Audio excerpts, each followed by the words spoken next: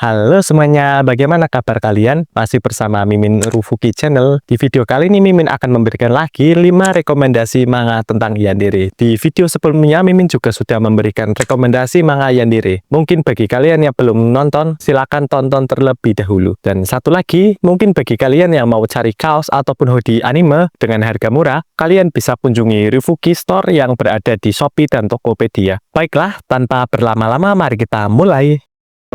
Kawaii Kanojo-chan. Manga ini menceritakan tentang seorang pemuda yang bernama Ikuto. Suatu hari ada gadis cantik yang nyasar ke apartemen miliknya. Gadis cantik tersebut yang bernama Yue, yang mana gadis tersebut salah alamat yang dikira apartemen milik Ikuto adalah apartemen milik pacarnya. Ya, karena mereka bertetanggaan, ya wajar bisa salah alamat. Setelah beberapa minggu pertemuan Ikuto dengan Yue, tiba-tiba tetangga si Ikuto atau si pacar si Yue ini akan pindah dan banyak pekerja dari jasa pengangkut barang sedang mengatur perpindahan. Namun tiba-tiba si Yue pun datang ke apartemen milik Ikuto dan menjelaskan bahwa sang pacar selingkuh dan sering bawa cewek ke apartemennya. Dan menjelaskan juga bahwa pacarnya telah pindah. Alasan tersebut sebenarnya hanya akal-akalan dari si Yue karena sebenarnya pacarnya telah dibunuh. Dan akhirnya si Yue pun pindah haluan mengejar si Ikuto. Manga ini sudah memiliki 29 chapter yang sudah ditranslate ke bahasa Indonesia. A Trail of Blood.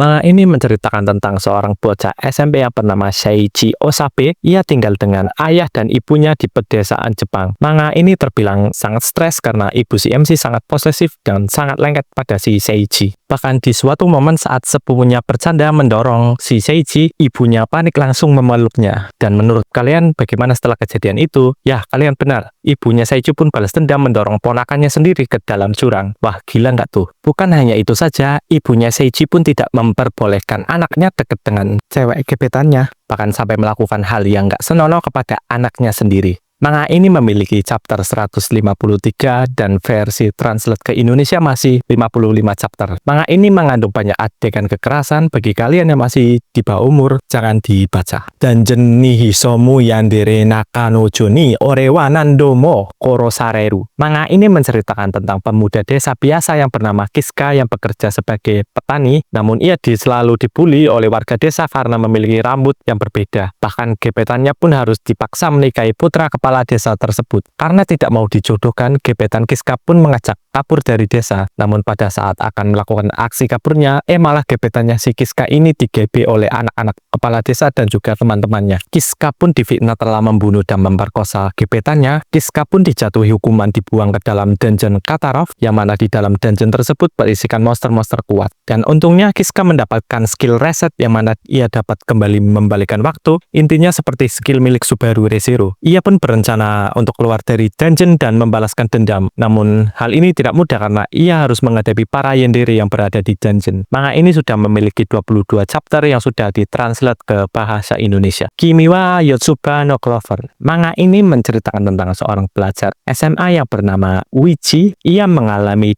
depresi lantaran mendapatkan bulian di sekolah dan juga memiliki keluarga yang toksik. Secerca harapan pun muncul ketika teman masa kecilnya kembali setelah dulu pernah pindah sekolah, gadis cantik yang bernama Yotsuha. Gadis yang selalu ceria dan bersifat positif. Yotsuha pun akan menghentikan takdir yang mengerikan yang dialami oleh Uichi. Apakah Yotsuha mampu melakukannya? Manga ini sudah memiliki 23 chapter yang sudah ditranslate ke bahasa Indonesia. Akaru Isekai Keikaku. Pada suatu hari Jepang diambang kehancuran, angka kelahiran yang sangat rendah dan diperkirakan tidak akan bertahan selama 50 tahun. Pemerintah Jepang pun memiliki rencana untuk membuat uji coba di salah satu sekolah terpilih sebagai kelinci percobaan yang mana sang MC yang bernama Haru juga terlibat dalam uji coba tersebut. Proyek ini diwajibkan kepada para siswa agar melakukan bercocok tanam atau mereka akan mati. Apakah sang MC mampu menghadapi para heroin yang yandere, masokis, dan juga cabul? Manga ini sudah memiliki 18 chapter yang sudah ditranslate ke bahasa Indonesia. Itulah rekomendasi manga yandere versi Rufuki Channel. Terima kasih bagi kalian yang sudah menonton